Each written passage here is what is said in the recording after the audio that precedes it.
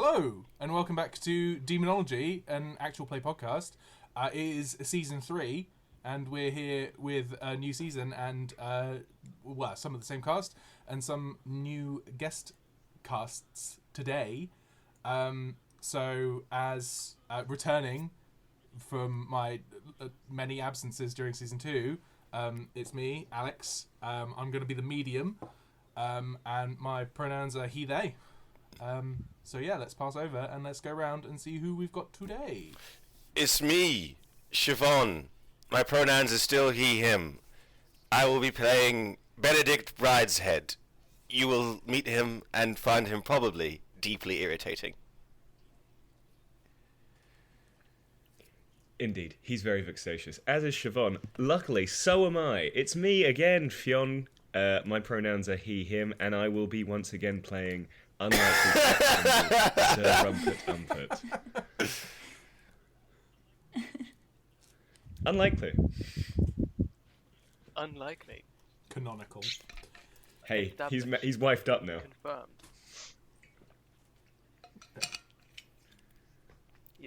We'll find out about that. Hi everyone. My name is Felix. I use they them pronouns, and this time I will be playing as Daffodil. Hi, I'm Sen. I use they them pronouns, and I will be playing as Alder, who is a character that hopefully makes a lot of people uncomfortable.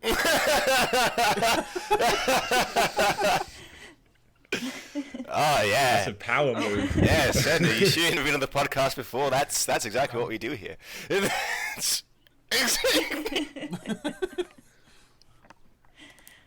Fab. So we don't need to recap anything, but I'll just explain a little bit about this season.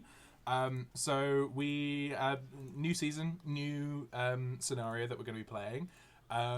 But this time, because we are building up to our Kickstarter for the full big book, what we will be doing is we will be starting to experiment and play about with some different rules and some sort of like updated rule formats for the game. And some of them may stay, some of them may go, but there'll occasionally be sort of, if we're tripping over something, it might be because it is new and has changed within the last week, or however long. But yeah, so, well, we'll get to it when we get to it, but one thing is we're going to be changing a little bit about how the roles work today, and we'll be playing about with that.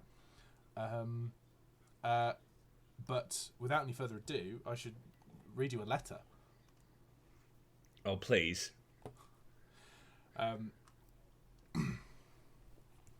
Trusted friends, I truly wish I could deliver this request to you in person. It is true that we are weak under the watch of one hostile crown, but soon it will be 2. It may be news to you that Christian IV of Denmark is making a visit to England in the coming weeks. What will be news to you is that we have taken this moment to expand our influence. I once had an acquaintance with the wise Heinrich Russel, and while this did not extend so well to his son upon his death, I did manage to make a friendship with an equal in his power and influence. You will meet with Christens Vifert Russel at Esbjerg. I'm going to butcher some place names, I do apologise. And travel with her to Nyborg to establish the first branch of the International Inquisition. This will be a terrible risk, and maybe the moment that breaks us, but if you are successful, we will be strengthened by our collaboration. I have chartered you a vessel from Dover. We cannot accept the scrutiny of a private vessel, so you will be on a passenger ship called the Old Bluetooth. Captained by... Stop it! I knew it!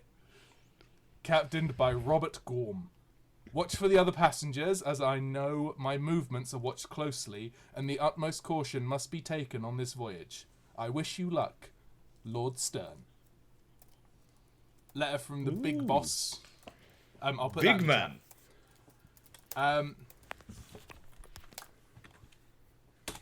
There you go. There's a letter. He signs it off Rig. Oh, good. God, that's loud. Thank you. Goodness, that's You're so welcome. loud. Siobhan knew the right point to put the music in. The exact point it would confuse and disorient Wilcox. Oh my god. Oh goodness. I would firstly like to know a little bit of so this is perfect points for new people to join on with the podcast because new characters, old characters. Let's start with our old returning character. Let's start with Rumpert. Where has Rumpert been for the last... Because this is setting place in August of 1612. So where has Rumpert been for the last 3 years? And you've already teased that he got married. Yeah, Rumpert's had a nice time of it, actually. He's kind of taken a little bit of a step back from the Inquisition and has been living that pirate lifestyle. He was with Eli for a bit, and then Eli went back to his lordly duties, and he married a Spanish pirate called Fernanda Banana, and she's lovely, and they've got matching tattoos of anchors because they're actually kind of basic. We all thought it. And they've got lovely, elaborate whalebone ear piercings and kind of earpieces. So Rumpert would have received this letter probably like as soon as his feet touched down on English soil, which had been the first time for probably about 2 years. Coming back just as a sort of like to say hello to some friends. And he's slightly shorter.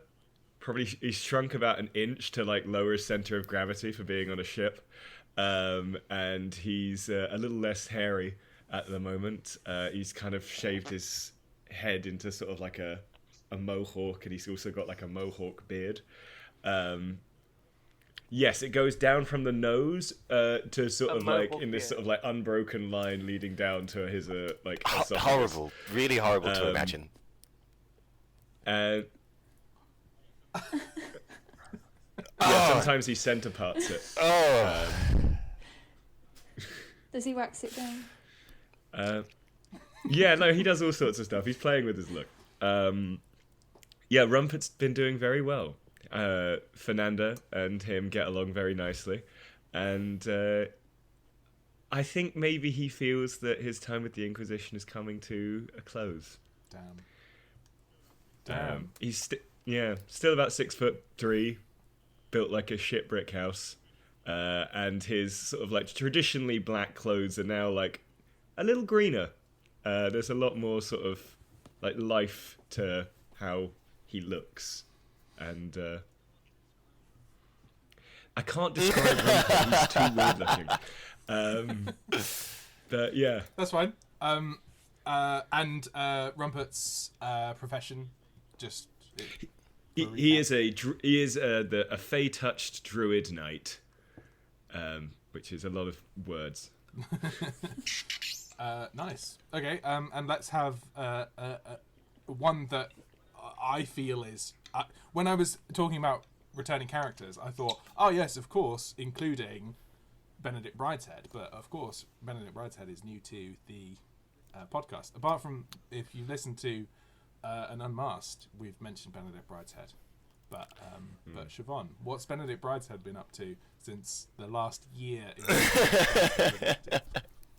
Benedict has had a few dings in life. The greatest ding in life, Fionn will know about.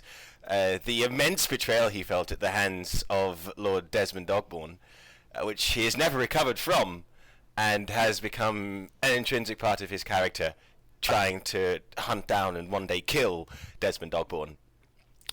When he first came to the Inquisition, he was an enthusiastic, posh nerd, bit annoying, well-meaning, but he has become embittered over the years. His father is dead, so he's no longer the son of a baron. He is just a baron now. He is the Baron Brideshead of Ferry Hill. And what he was doing right before this, he was spending some time on educating himself. He received the letter and he was like, well, I shall be going to Scandinavia. I suppose I should learn a Scandinavian language. The best way to describe him is, if anyone has seen the Sandman on Netflix, he looks like Hob Gadling, but during the Jacobean period where he's very, very fancy. He's very, very fancy now.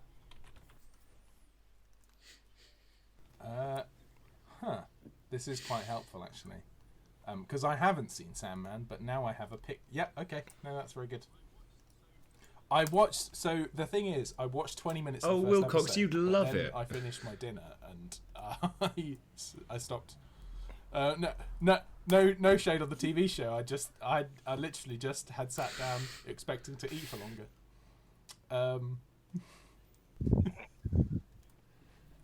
Yeah. Benedict is a ritualist. Fab. Oh, I love him. And Felix, do you want to tell us a bit about? I'm just going to find the picture. Do you want to tell us a bit about Daffodil? Yeah, everyone. I don't want to learn anything more about Daffodil other than that they're fucking hot. Why yet? Well, Daffodil was born to Roma parents in Romania, and as a consequence of fucking slavery, his entire extended family and community was thus owned by local noble people. And he was, as I've described it, he has been bestowed by the stars a certain glimmering charm, which allowed him to avoid punishment or just generally the ire of people who had more authority than he, which quickly was lost after his father was sent away and his mother died from being overworked. As a child, he would spend his time noticing and interacting with creatures and people that others didn't notice were otherworldly, and would go into the forest for long nighttime explorations, only to re-emerge moments after he had departed. His rescue came in the form of Stefan Răzvan, who was also a child of a former Roma slave, but by the grace of being a citizen of the Ottoman Empire, was property to no one. He forged alliances, particularly with Transylvania, and managed to conquer the region that Daffodil was living in, and ruled it for a few months in 1595. But, and this I quote directly from Wikipedia, thank you Wikipedia, the Polish-Lithuanian Commonwealth invaded Moldavia, won the battle, impaled Stefan, even though he tried to escape. So I forever hate them. Obviously he was overcome, Daffodil, with horror and grief. In a final act of vengeance, he set the fortress ablaze and ran away, and he threw himself into a lake because he vowed to never be kept captive again. But instead of sinking to the bottom, he was pulled to the surface of a meadow pool, where a gentle hand pulled him out and welcomed him back. So it has been some years since Daffodil has taken his place in the court of the Morrigan. His old name has been discarded, but his memories have not, and he is now forever changed. He is more beautiful than any, and arrests the gaze of any that traverse his face.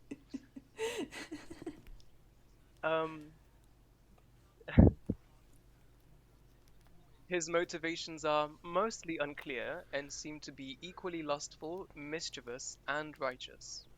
Encounters with him are elusive at best and always romantically ruinous, many reporting both beautiful women and men, and oft something that suits neither, but certainly suiting their predilections. Perplexing as he may be, he is she, and she is he, and they are he, and he is Daffodil. Honeysuckle sweet, waterbound, and heartbreaking. He is now an agent of the Inquisition, having arrived with a single purpose: to increase the harm tenfold. Alright, so I didn't realize we were just reading out people's fucking bios, but like... Whatever. Rumpert Okay. has Cool. to have a bio. I spent appear time on writing screen. But yeah, she's very pretty. This is true. Fuck yeah. Anyway, he's very pretty. He usually wears white and brown and gold. He is a Feybound with a tiny background as a spy from his short-lived career. And as his trinkets, which are his other currency that you use as a Feybound, he just covers himself in henna tattoos. Mm-hmm. Okay. Yeah, so Alder is an accident knight of the Denomi realm, which is Scotland. They're quite stoic, uncomfortable to be around, and something about them screams, "Don't look at me." Possibly because once a man looked at her and the next day he returned home with no knees. She has deep roots in the northern Scottish forests, but refuses to be associated with it. No further questions there. She's born to be a noble warrior, without the noble part, of course. She's definitely better than all of the peasants that surrounds them, but, like, don't notice her own peasantry or anything, because she's definitely not from any form of royalty. She has to have at least one gash or bruise on her limbs at all times, but don't look too closely. That's not it's not a good idea. And also, they're definitely gashes and bruises and not berry stains. I think, Presidian, sorry, and their profession is Presidian Knight, and No, that's I'm cool. not sure if I've forgotten So anything I else, imagine but the yeah. gashes and bruises are the runes. Yeah, sick. Yeah, they're also covered head to toe in woad, which is the blue tattoo ink / they never really use woad as like tattoo, like anything permanent, but they'll like paint on a new design every day and then add a little tattoo here and there. I don't know. I guess you could say they're quite narcissistic. Fab. Okay. So, let's pick up. Well, do you think you'd all travel together? Do you think you'd all make your own way? Would you meet at sort of like one location? Because it sounds like Rumpert could have arrived in Dover, but obviously Dover is not. It depends where you were pirating. I think Rumpert and Fernanda were kind of getting about in sort of the North Sea and the sort of like Iberian coast. So like kind of sailing around there. So I think it wouldn't be Probably not Dover. Probably not Dover then. Has Benedict and Rumpert? No, never. no, they've never met. Incredible. Let's say Benedict is a Baron Berry of- Hill, which is up north. Yeah, I felt very ill.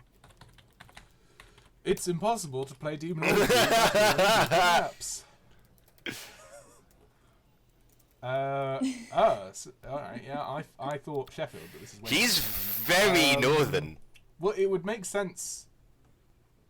Yeah, it would make sense for Rumpert if you came in at Newcastle. Yep. Would you pick up Benedict? Yeah, absolutely. That would also sort of like make sense as a point for Alder if pronounce she they for Alder. Yeah, cool. Yeah. It would make sense if they've travelled down from Scotland to Newcastle. Does everybody want to meet in Newcastle and get on Rumpert's boat? Yeah, we can do that. Yes. Does that work for Daffodil, or would Daffodil have come from somewhere else? Yeah. Oh. All right. So you don't want to get on the Should we winged roll walrus. that? You don't want to get on the Fine, winged wait, walrus very then. good. That's fine.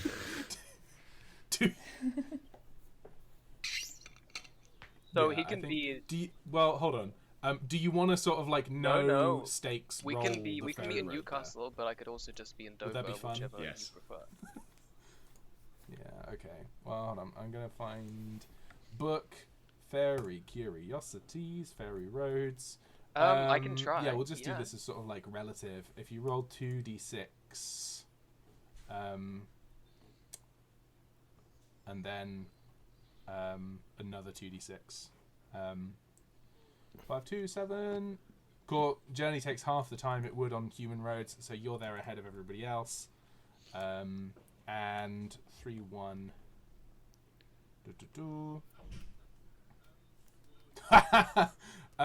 Well, you arrive in Dover with several pounds of fairy butter wrapped in wax paper.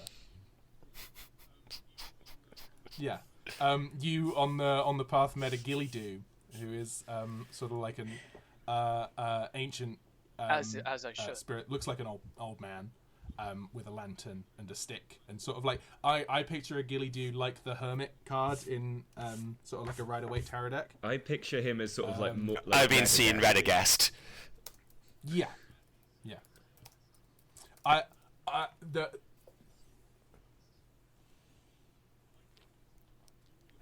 I think all of those. I think the one thing about I always that's different imagined him from Radagast more is animalistic. the Gilly-Doo here is definitely Krampus. looming and tall and like sort of like crook backed, like is almost like an L, Yeah.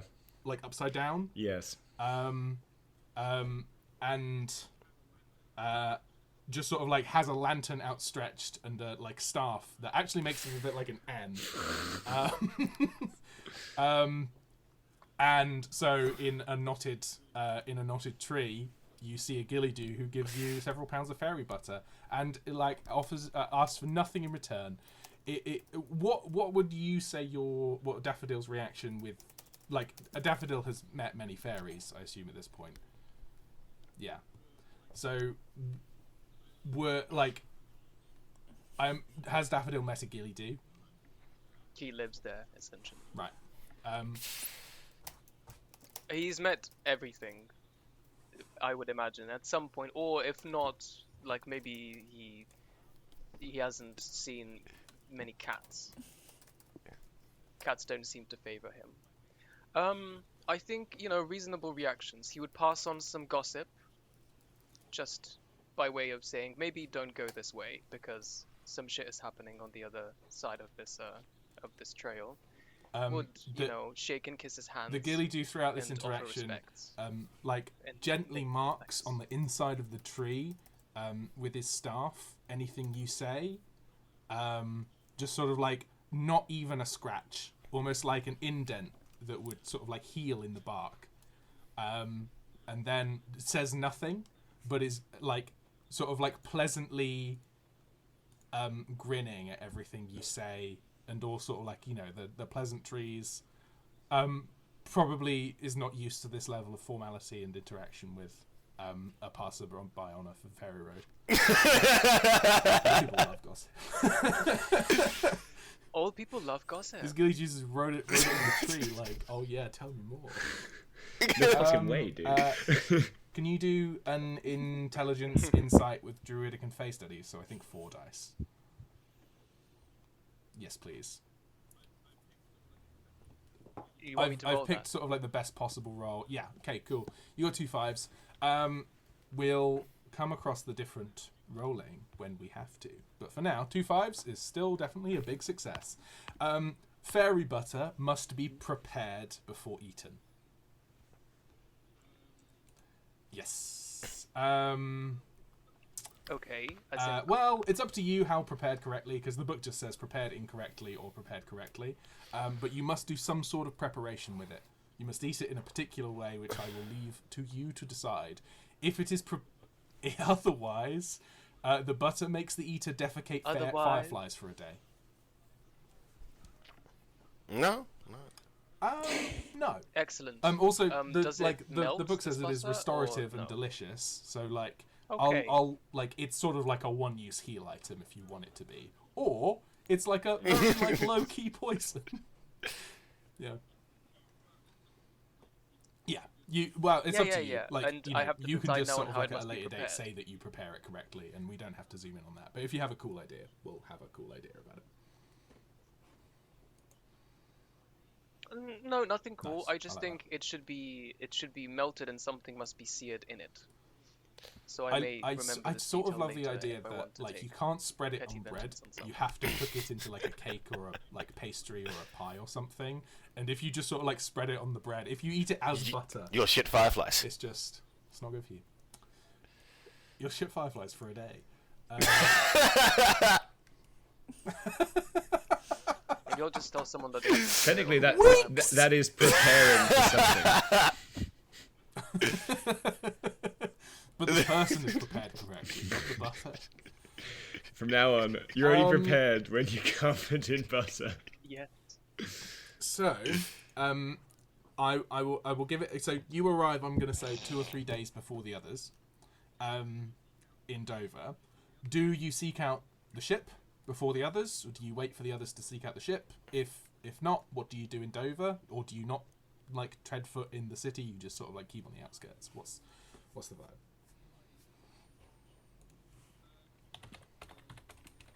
You have the name. Do I have a description of the ship? Which is the old Bluetooth.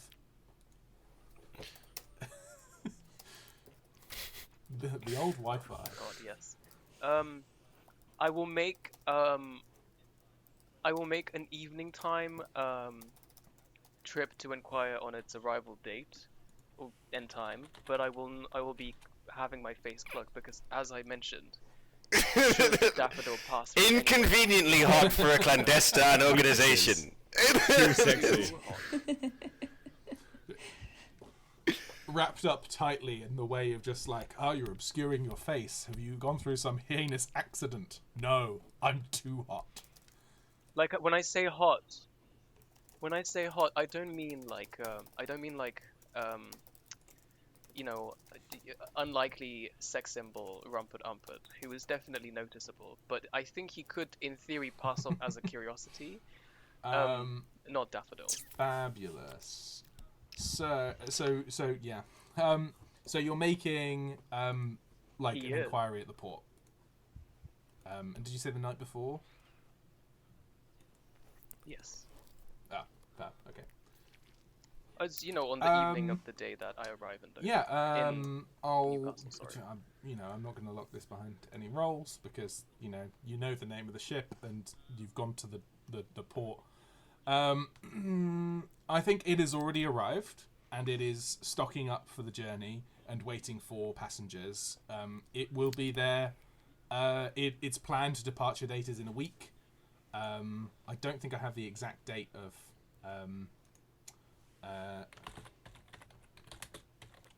this, but I can easily find it if I Google. No, not Christian the Fourth. Who did I say? Robert Gorm.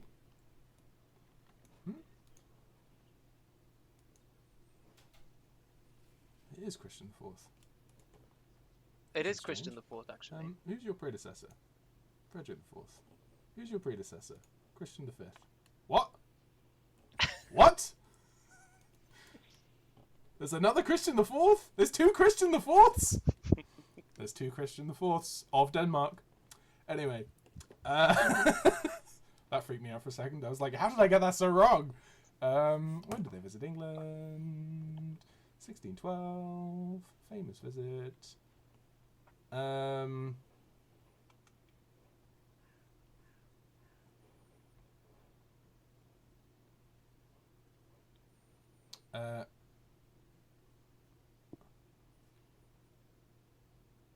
Right, it is setting off. So we're just about to get into August. It is setting off July, 28th.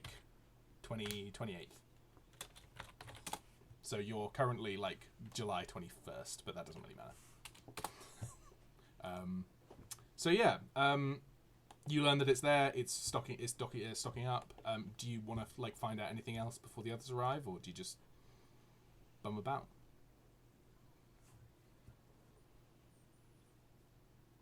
No, do I imagine that we'll have to sleep on the ship as we Good idea. travel, but Fab. do I just go and So get some lodging?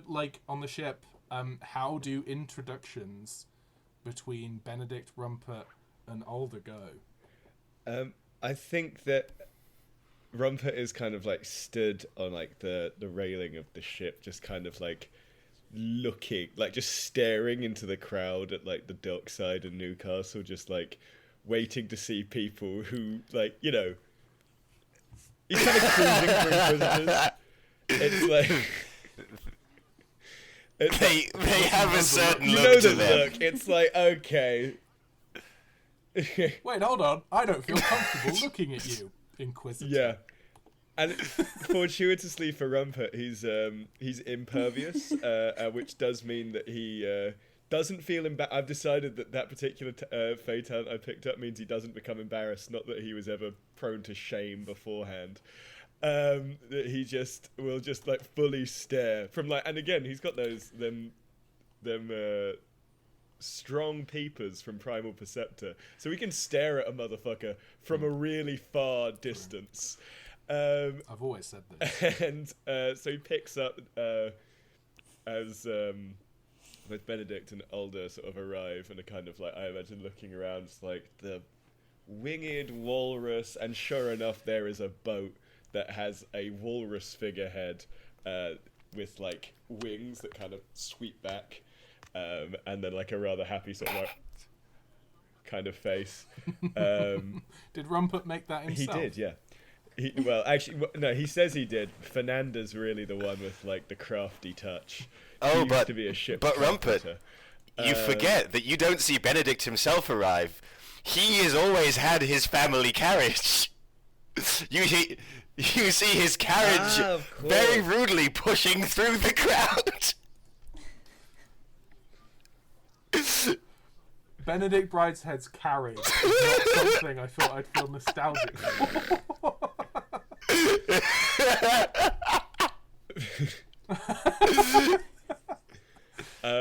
So upon seeing sort of them both, he like leaps down. Both times he does this, he leaps from the railing to the dock and then sort of like lands very daintily, and brings them aboard sort of like with much slapping and shaking. And even though he's been out the game a while, Rumpert is aware that he is sort of like currently the most senior Inquisitor, and is sort of like uses that kind of knowledge to make sure that he's kind of doing like a Ted Lasso bit. He's trying to sort of like lead in an inspiring way and in a generous of spirit way. So he just kind of, as soon as you get onto the ship, you are plied with like dried meats and like cabin wine, which is something that he and Fernanda have been working on for the long journeys. It's sort of like prison toilet wine, but it's made. I need you to know that Benedict is in, for the purposes of travel, a very fabulous velvet cape and a big wide hat. Excellent. I love it. Rumpert like kind of takes the hat from you and is like, "This is rather beautiful, but I worry with the sea winds that perhaps it will be blown away. You should hold on to it or give it to one of the gentlemen on board who are there for storage." And there's just like a few guys who just kind of there purely to What put stuff away. a remarkable voice you have, sir. What a very strange voice. I should be below deck. Gracias. Well, I will see you later, my friend, and when Sir Alder arrives, we shall all sail off down and meet. Marvelous, marvelous. Do you have any wine? See. And he pours you capacious amounts of cabin wine.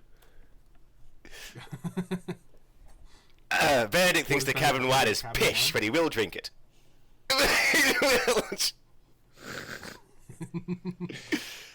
Yes, we did use piss in That- it. Cool. And Alder's arrival? Can I This just happens in clarify exactly Newcastle. where this interaction happened? Oh, it's on deck. Oh, it's on deck. No, like, is it outside the boat, on the deck? On deck. Okay. Okay, so Can you also spell your character name for us so I write it down correctly? Alder, like the tree. Thank you. Yeah, so Alder approaches the boat cautiously in an attempt to avoid any social interaction. They're sweltering under the current weather, which is definitely not Scottish weather, but they refuse to adjust by removing certain layers of clothing. She's definitely way too proud to forfeit the aesthetics that they're carrying with them. And as she slowly and cautiously steps onto the boat, she realizes that seasickness is a real thing and not just something that you read in the stories. And as she's passing by the deck, they notice the interaction that had just happened. So they cautiously, yet again, stand in the very nearby distance, waiting for this interaction to break up so that they can go past and towards their room. They do not want to tell them to move. That's definitely too rude. Not that they're, not proud enough or anything, like they're not shy or anything. It's nothing like that, It's definitely because they just don't want to talk to peasants. I was trying to see if Benedict noticed Alder, but he simply didn't. He was too busy calling the wine pish. I did notice Alder. And Rumpert turns and kind of slaps Baron Benedict heartily on the back to send him on his way, and then turns to kind of speak to Alder. It's like, Hello, how are you? My name is Sir Rumpert, and this is my boat, the Winged Walrus. What is your name?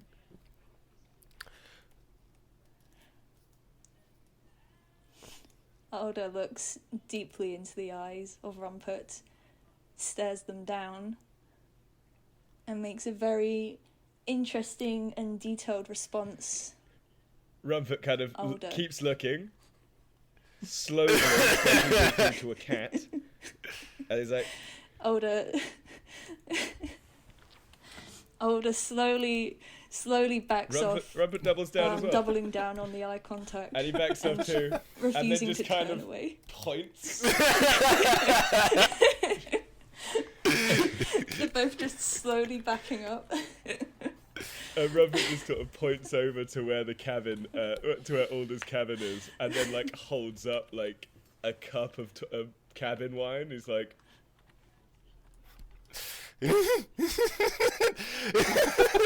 Alder starts to sweat profusely.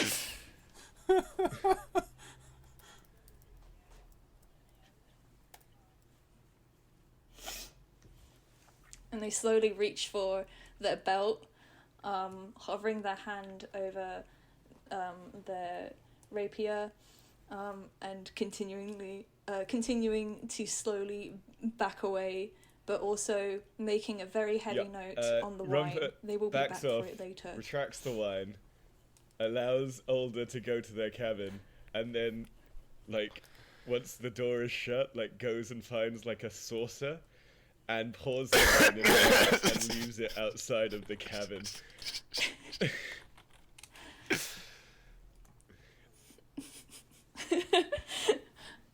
Alder swipes the wine, drinks it in one gulp.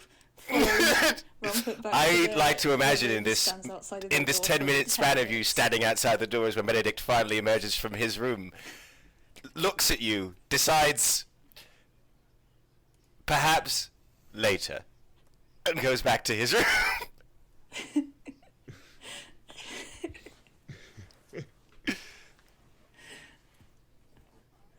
And just as Benedict is returning to his room, Alder snaps their head Oh dear. freakishly fast towards good- the direction good- of Benedict. and stares them down. Rumpert hears this, like, the snapping of the head, and he's like, "Oh, you're in for it now, my friend. She's going to stare at you for quite some time." She is staring for rather a long time. Good evening, madam. That won't work. He doesn't like that either. I'm the Baron Brideshead. A pleasure to meet you. No.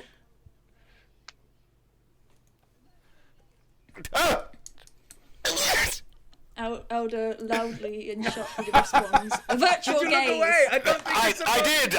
I'm looking at my cabin door now. What do I do? This is why I'm the captain and you are not. I open the door and I start staring at Alder again.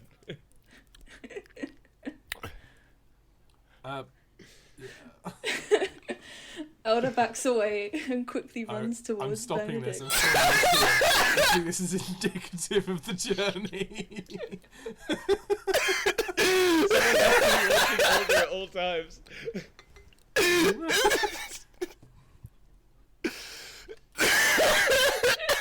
Fucking don't blink ass game.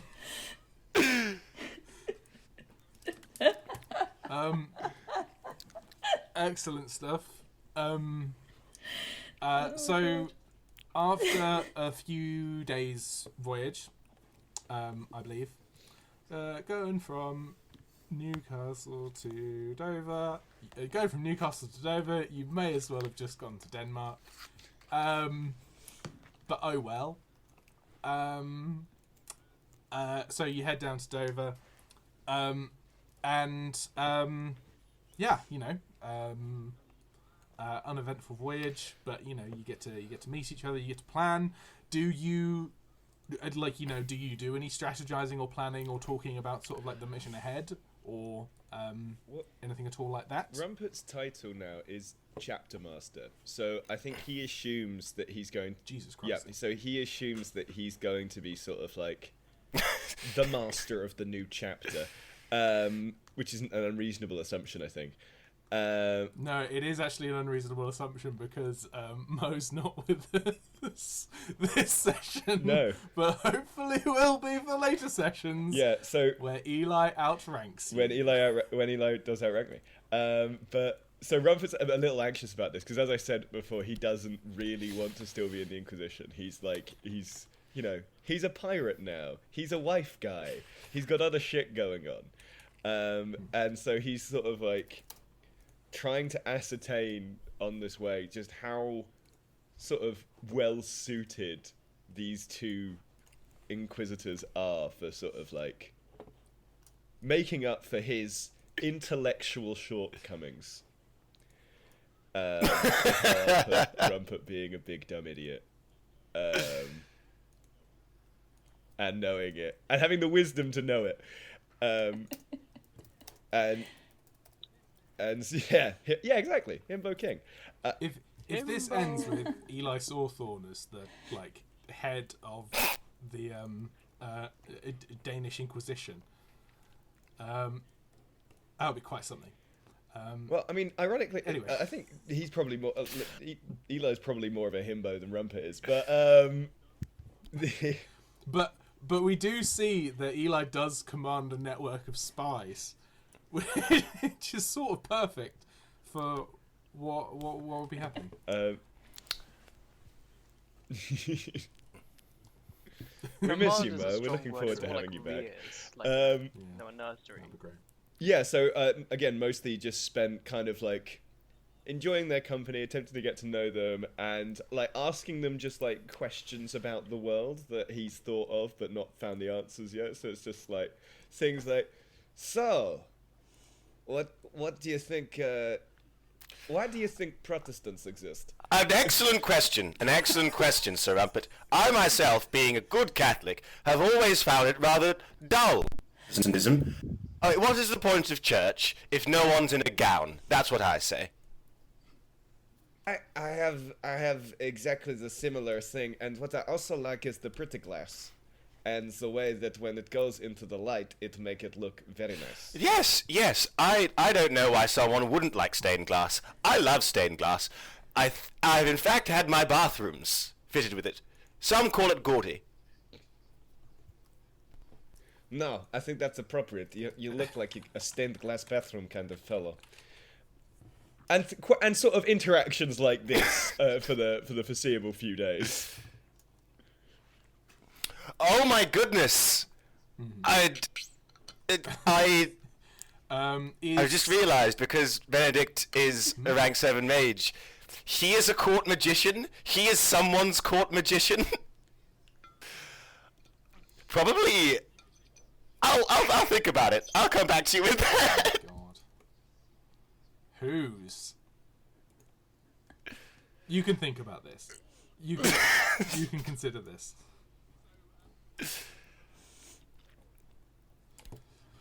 Good lord. Good lord. So you arrive in Dover about the 25th of July, so a few days still before you set off. And you can meet with Daffodil, who has secured your lodgings. You're asking a lot about where you would like to be lodged. Is it sort of like central? Is it outside of Dover, in a town nearby? That's far too much. Somewhere that does not smell. What? Yep, but that's fine. Let's say I'm gonna call. We're staying in Kingsdown, which is looks like a short journey from Dover. And though this is now an assisted living residence, we're going to say that you're staying at Glendale Lodge.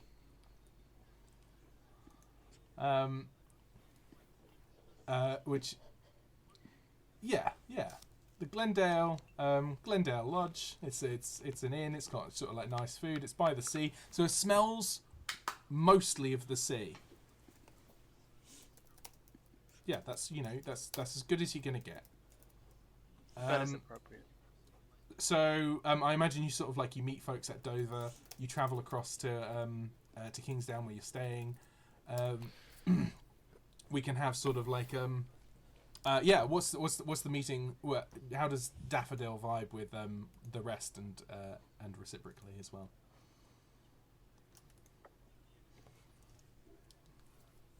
Well, I imagine that they might come to where they imagine that his room is, which would probably be exited by just two disheveled looking man and woman, and Daffodil Rumpert walks in first. Sort of sat on the windowsill. Rumpert walks in first. He's just like, holy fucking that is shit. my introduction. And okay. his room smells of... Reverse rules for Alder. Don't look at him in the eye. Benedict peers around.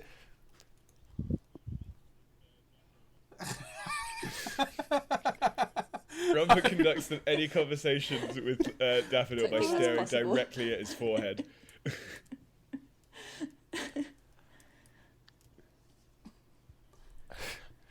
Benedict will peer around as you're puffing from the pipe and will exclaim, "Good lord!" Puff from a pipe. Yes, you're right. And say, yes, please. Was that something you wanted to say? I slap my hand over Rumpert over his eyes.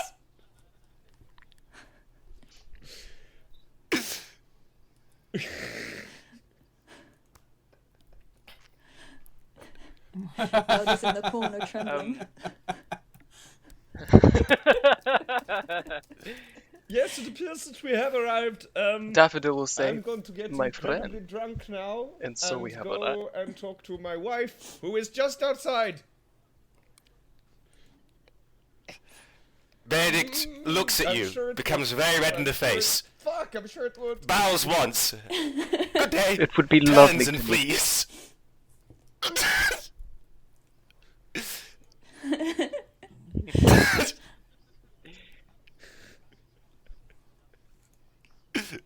Rumpert jumps out the window.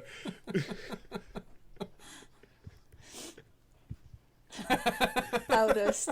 And so, with only Adler left, Daffodil will approach, and say, "And how was your journey?" Benedict will come back realizing, oh God, I've left that woman in there with him. Oh, I mean, the sorry. sea sputters, Alder. It's full of Sir, water. don't look him in the eye. and then Alder, Alder- don't look him in the eye. Don't look each other in the eye.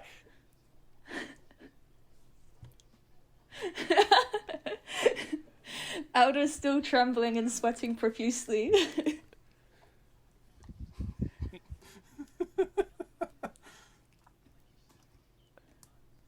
Alder reaches down into one of their many secret pockets and pulls out an assortment Very of good. dried berries and one single dead spider, and hands it to Daffodil. Daffodil Alder, immediately Alder, we're just having lunch at the Thank you Alder, so come- much. Alder Alder, tries not I to was faint Alder. and runs away. I'll lay you out a saucer of toilet wine. Daffodil can flirt in every way to everyone. Alder is... As Alder is exiting I the room, imagine- they pass everyone, and everyone can hear them mutter under their breath, my pride has been damaged. They will pay for this. I don't know if I'm allowed to say this on this podcast, but I will anyway. I imagine that what's left is like a shattered window and a Daffodil licking his fingers. And when he goes to get dressed, he just does a And if there were any witnesses, God, it's like meeting Though they are Lenny not. Kravitz. they would behold his wonderfully crafted golden cock ring. But there are no witnesses. I'll say that after Is everything actually that in the Alex best Bell said possible last taste. season, a wonderfully crafted golden cock ring is We have so many tame. like trigger warnings on these shows, and most of them are for Alex Bell. That name. I'm sorry, Felix. I've just seen the picture you sent me of Benedict Brideshead carriage as a drag queen. I listened to some of it when I was the episode. It's a carriage with a face of makeup on and stilettos.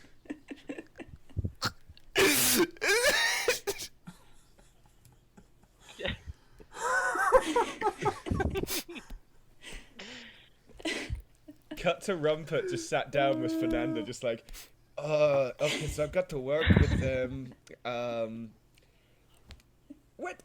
when open marriages, what are they like?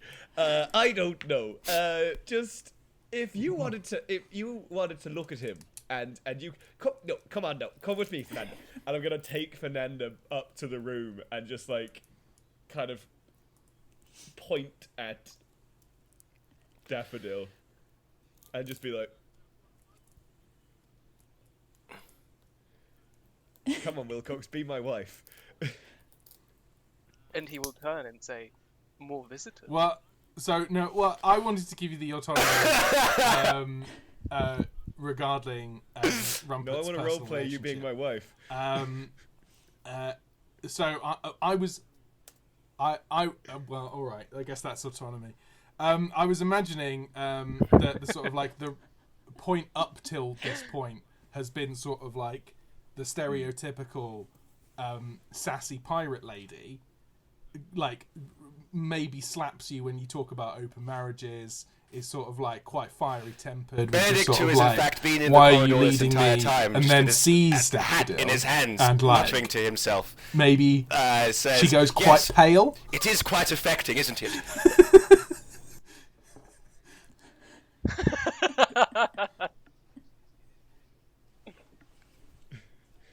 I hope that maybe after a little bit of exposure, what will happen is that I'll be able to look at his nose, and then I don't think I can ever look That's directly what at his I'm face now. his eyebrows. And I'm not bold enough to think I could look him in the eye, but no. But we could work together. Rumpert, impervious. Not embarrassed, Yet just still. like desperately horny and concerned about like his wife. Not embarrassed though. Not embarrassed. Let's leave it there. Yes. And let's return to the task at hand, which is going to a different country to start an Inquisition. You you're aware. Do we have any awareness of our You would have to investigate that. co-passengers You'd need and their possibly whereabouts? a manifest, or you would need to introduce yourself to the ship and talk to the captain. You could imagine that passengers on the ship might be around 20. Depends on sort of like what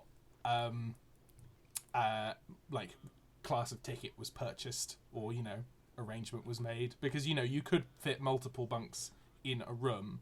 I really want to double you up now after this interaction. Yeah, I think you've got Yes, two that's the berths. Is berth right?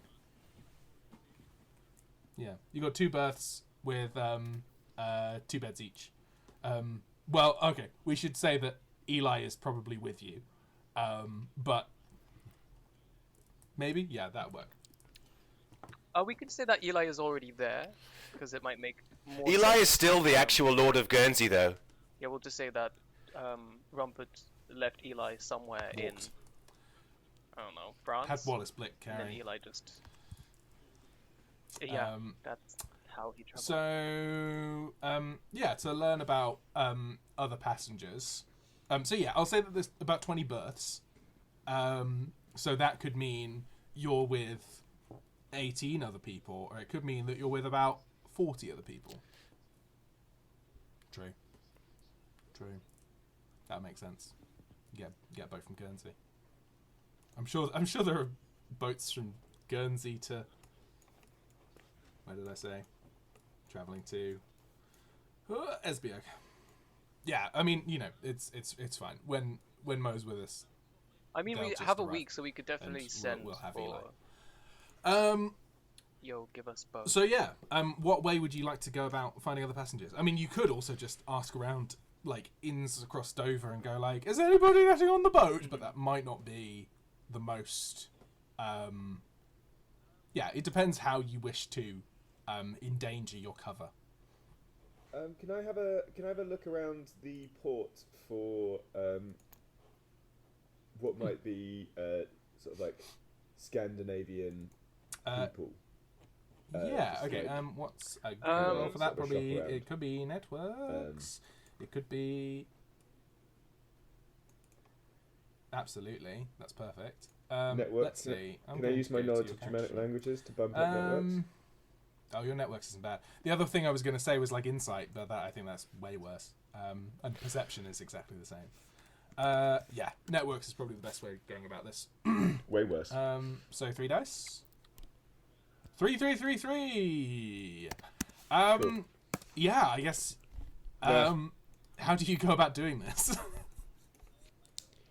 I go about it, but I'm still like thinking a lot about Daffodil. And like, I think I'm trying to like look around the place without looking or thinking about Daffodil, and so I'm just failing to do that. So I just keep on just muttering to myself in Norwegian and just like saying, "Oh, for fuck's sake, why can't I just like fucking think about nothing else at all? Just empty your mind, Rumpert. It's not too difficult. Just empty your mind." And then just kind of like wandering aimlessly into taverns, having a drink, and then leaving. Without talking the to camera anyone. sees many Danish sailors who see you. Speaking Norwegian. Fab. Let's say that is one of your 3 remaining days in Dover. Because, I don't want to play out 3 days. Let's abstract them. Does anybody else have any actions to try and... I would like to go and talk to back to the port and just figure out if the captain of the ship is around, as I am one of the passengers. Let me know what happens at that point. Yeah. So I think you meet a sailor. Marianne sees you, looks at you, stares at you. You speak. You say, like, that you're going to be a passenger, and if the captain's about, and she keeps staring at you. And then you probably say it again, and then she hears you. Roll for damage.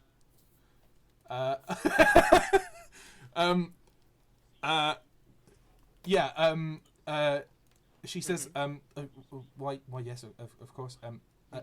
Let me just head, and she just, like, turns around. She doesn't let go of your hand, but she just turns around, and she sort of, like, wraps herself, like, up a bit, and then lets go. And then, like, heads up towards the ship. I will gently take her hand and say it. Inquiring if anything is... I really... yeah, but so damage. This is... the person who descends down to you is fake as shit. Like, I'm just gonna say that it reeks off of them. But like, the person who comes down, they have like a magnificent, like, slightly scruffy, but delicately made to look slightly scruffy in a sort of like, I have worn this in a battle way, a giant fur coat, and then just sort of like shirts and waistcoats and layers, very sort of like early 2000s, like rings and jewelry, that all sort of like has everything is shifting towards regality in a sort of like homosexual charity shop way. Okay. I'm saying that you can see through this immediately, but Robert Gorm steps down from the ship. So it's Straff, but captain of a ship. Yes. Yeah, absolutely. You are correct. Except Straff is the realest bitch I know. Well, no. Except... Yeah. Yeah. Authentic kitsch versus constructed. Yeah. Like, Straff is never trying to trick you. Straff is like, you see it and you're right. Like, this guy is like, I'm a royal sailor. And he's not. So he steps down to the ship and says, one of my passengers. It is delightful for you to have made a visit to my ship. Let me give you the tour, and let me show you where you will be staying. And you can make yourself at home, and we can talk about this voyage, and share a drink, or whatever it is that you might enjoy. Most grateful.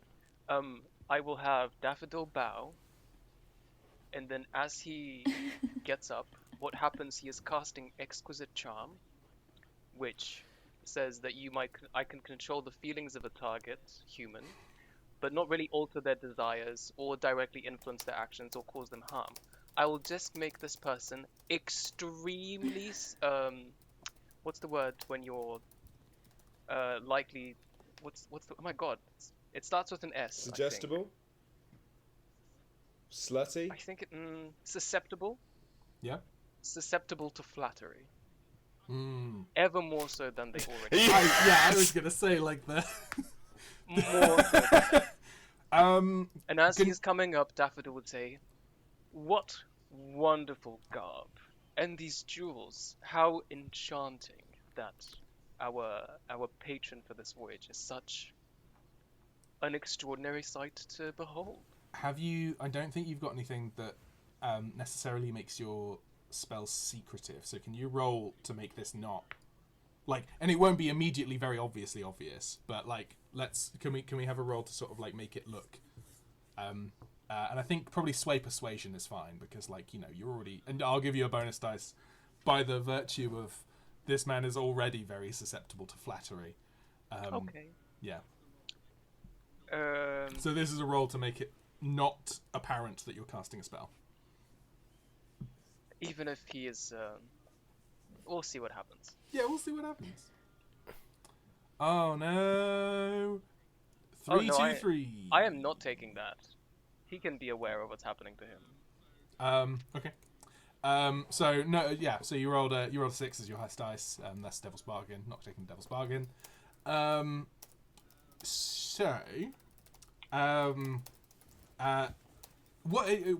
happens when you cast a spell? Is it that like some of your like henna vanishes, or? Yes. Yeah. Oh, I love that. That's brilliant. Does it glow a bit? You could say that as like get up, there's a waft of glitter. Oh my god! Oh. Does glitter exist at this time? It must in like some capacity.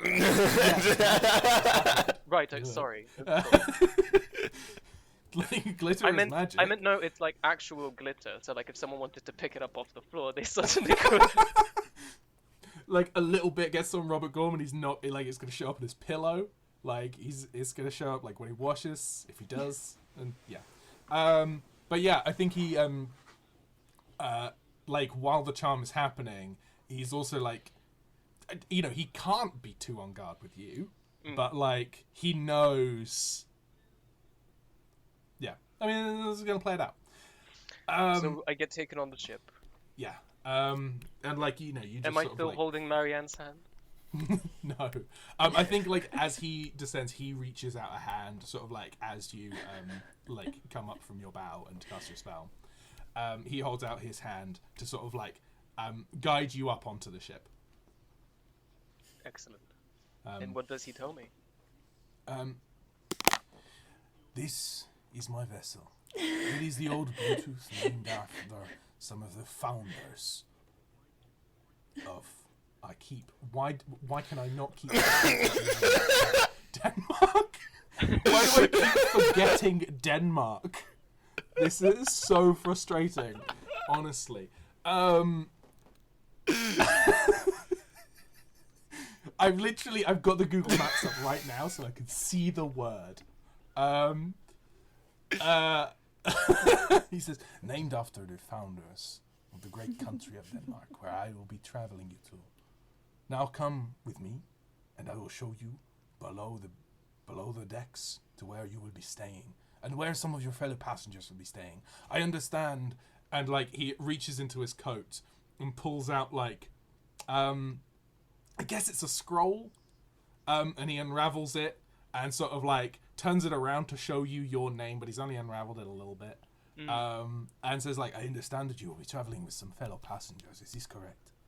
That is most correct. Wonderful. How well prepared you are. Of course. I like to know everybody who will be traveling along one of my vessels so that I can treat them like the kings of old that they are. Oh, Daffodil will give out the most melodic. God damn! And so, yeah, like, you get, and I'm not going to go into the details of, like, you get a full tour of the ship. And Daffodil like, is adequately complimentary, you know, within reason. Not like, oh, this is the best ship I've ever seen, but how well kept. Obviously an object of love. I think maybe one of the things that I will gesture to is that while he's taking out the scroll, he sort of like pointedly shows you the fact that he is armed at all times, and it is not sort of like a if you were to point it out, he would say, of course, I am ready to protect you with the dangerous high seas. I see. But like he's like, I know you cast a fucking spell on me. So yeah, like one thing that you can get is that he's also a little bit savvy while also a huckster. But like a huckster, it's sort of like an honest way of like, he'll still get you across the sea. He'll just charge you more because he's like, you know, selling a service. But yeah, do you make any, Can I make a perception test below deck for like a general mystical thing, just to have the opportunity to then compare it after we board? So you're looking for sort of like the lay of the land to see if anything changes too much. Magical changes too much. Anything magical changes. Okay. Yeah, sure. Whether successful or not, at least I've done my due diligence and I've done it while I'm here. Oh my god, what is this? No, there we go. This is a perfect opportunity. So you got 2 6s, and I assume you're not going to take a devil's bargain. No. No. So firstly, all right. For Sen, devil's bargain is there is a table of bad things. If you accept the 6 as a success, then we roll on the table of bad things to see what. And sometimes the bad things are funny, and sometimes they're really fucking annoying. Like, of course, if we got, for example, a church burns down during the voyage, I'm afraid it would be something burns down on the ship. Which obviously fire and ships is the worst. But what I will offer you is, with this 6, if you accept it as a success, we're not going to be talking about another roll later on to see if something changes. We'll just, in a few days' time, I'll just tell you what changes. This is the opportunity. Like, if you get a 6, you will see something magical change in a few days. I promise you that. If we go with the 4, which used to be a success but is now a mixed success, the catch will be you've got to lay the land, but it's something you'll need to follow up on later. So it's up to you. It's up to Daffodil. There's a little like whisper in Daffodil's ear of just sort of like Yeah. That's what I was imagining here. I think, while the offer is definitely delicious, that it's not necessary, because we have 2 other magical people that could run perception, on our voyage. Cool. All right. Okay. Very well. So yeah, you get a lay of the land. There might be something magical that looks mundane. You can't be certain of it. You'd need to do something sort of like more investigative. But nothing sort of glaring and evil.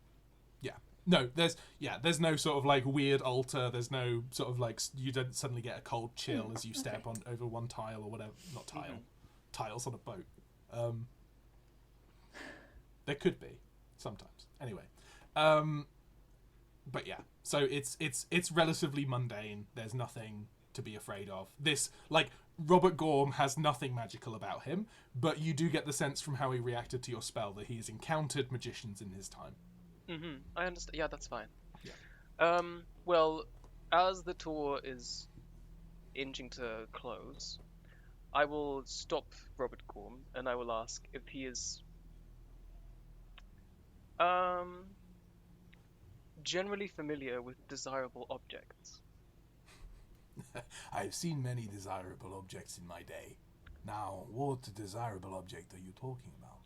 I have one such desirable object in the form of a consumable, and I shall pull out a packet of butter. Now, I have, again, insert flattery, because if I do it now, it will just take forever. Very impressed, whatever. However, much like yourself, I like to be prepared. I do not have any secret agendas, but I do like to impress on first occasion, and as an occasional socialite, it does behoove one to know others' names. And so I propose a small exchange, with the promise of no further mischief. I trade you this delicious substance, with instructions on how to prepare it, so that you may benefit from its qualities,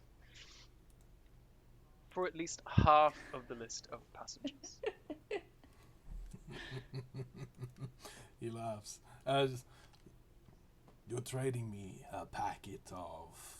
And, like, he takes, like, a little peek. Butter. For the names of privileged persons.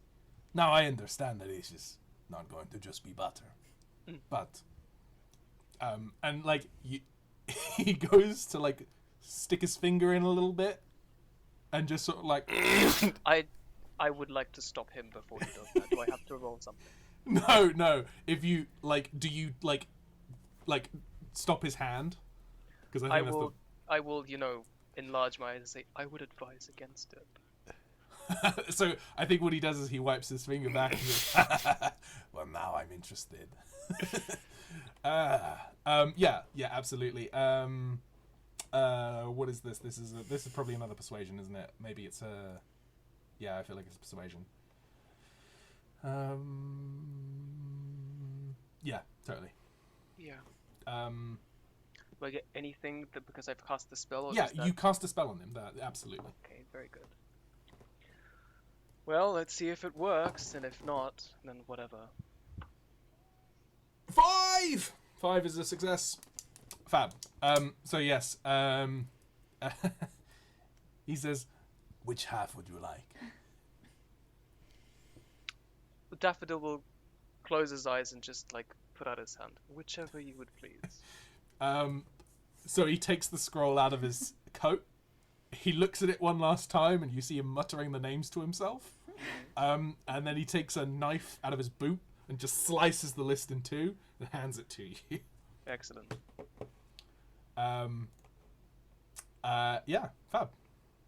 I make the exchange eternally graceful, give him 2 kisses on the cheeks. Fab. Love it. And leave in a flurry of glitter. Brilliant. Okay. You take the list back to the others. Mm-hmm. I'm just gonna do it on one. Yeah, the thing that strikes you about this list is one of the names. I can't even. So one of the names is Brian. And one of the other names is Reginald Dunwaldroth.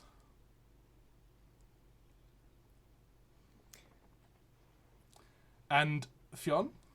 I don't think Daffodil would have No one. Do you share it with the others? Has any Of course, recognition of any of those names? I bring gifts, my friend. So did you ever meet these characters? But Fionn, do you know who it is? Would you like to share? No, I wouldn't. Does Benedict Brideshead know who this is? Reginald Dunwaldroth and Brian. If Benedict rolls a recollection test, I'll tell him who they are. I'll give him 5 dice to roll this recollection test because it'll be hilarious if that fails, and it's something that you definitely should get. Oh my god! I think a 4 is fine on a recollection. Is a call that I'm going to make right now. I'm going to write that down for you. Brian? No, hold on. Reginald Dunwald... Yeah, well, Reginald Fionn, you go. Dunwaldroth was the assistant of Desmond Ogborn, and Brian, who you never met, actually, interestingly enough, was his Crampican friend. Benedict sees the name Reginald I think we Dunwaldroth should probably... and actually just takes his halberd and splits a chair in two and roars like a beast.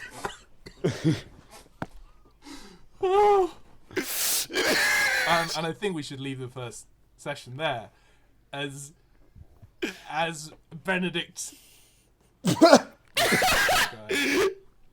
Alder, no! Alder, you looked at him in the eye! I said not to do that! That's so funny. Yeah, okay. So next time we'll be back to get on this boat and haunt Benedict Brideshead further with visions of Desmond Ogborn. I'm so glad you mentioned him. At the I'm so start. glad I sent you that biography of him in secret many weeks ago. Like me downplaying it. Like honestly, Fionn, I don't think it makes sense if I use Incandescent with. Oh wait, can I please chime in with one I don't care thing? what makes sense. Siobhan, The you entire should know that I time, will Alder go has to been great lengths in order to- nearby Daffodil. Mysteriously enough, I'm the mouth so and hands mad right are now. covered in glitter. If I see him, I'm gonna go for him with like a spoon. I want to kill him. I want to kill Desmond Ogborn.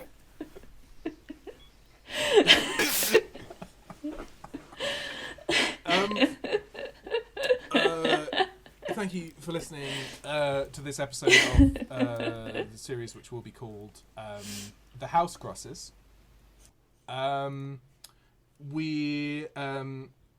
Outro. Goodness. Gracious me. We'd love it if you rated us 5 stars on the podcast catcher of your choice. Apparently iTunes is the best one for that. But Spotify is also good. You can find us on social medias at Sixplanes or at Sixplanes Games. If one doesn't work, try the other one. And then also give us an email to say hi, because that's nice. We love that. And that's at sixplanesgames@gmail.com. We will have our Kickstarter out. Siobhan, am I missing anything? Yes. Yeah. Goodness. Very true. Very true. Yeah. Who made your music? Let me just get the demonology. I'm sure if you type that into Kickstarter, you'll find See you it. next time. It's as Demonology, the Devil's Parlor game. Come help it be a big thing, a big cool thing, because I'm really excited. It would be very, very, very cool to have That is the aim. big ass book. No. A big ass book. Now bye. That's the aim. Bye. Yeah, fab. Thanks for listening, Bye. and see you next time. Oh God, yeah, no, you're. It's been so long since I've done it. Yeah, thanks to Tasha Sofla for the music, and thanks to Oscar Russell for the graphic design. Find more of Oscar's stuff at Watchtower Design. Goodbye. Yeah. Now? Yeah. Yeah, now bye. See you next time. Bye.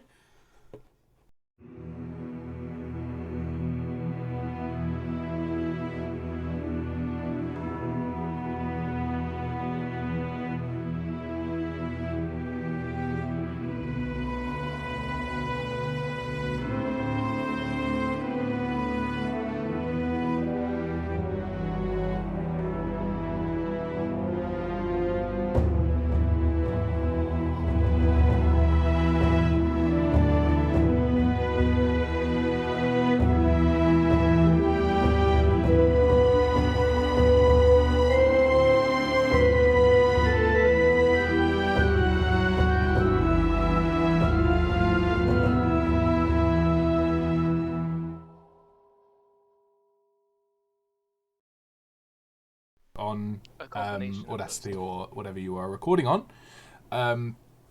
we will to get a. Is that Rumpert? Yeah, that makes sense. Yeah, that seems about right. Thanks. That's my character. I really like Sen's Yeah, that's drawing great. of themselves. Oh no, they're not supposed to be cute. They're supposed to be. Um, Okay, They fine, look that's cute.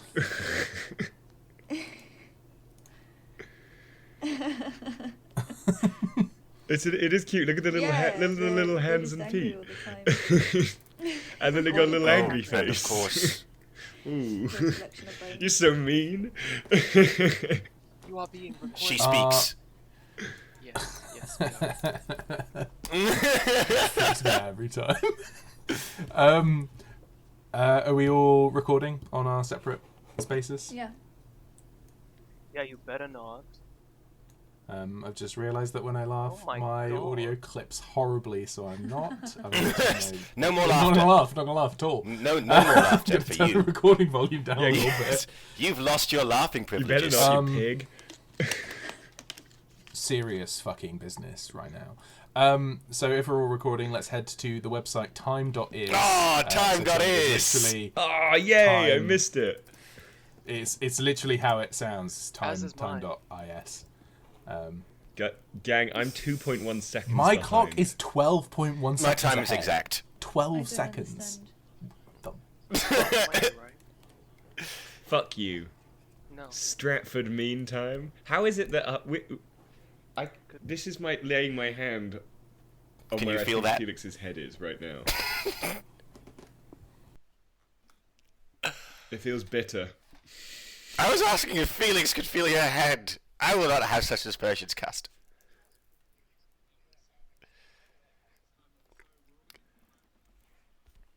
I've explained this.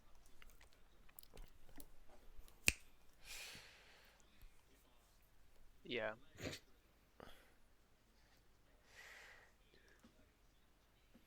Clap in 3, 2, 1. What? Yes.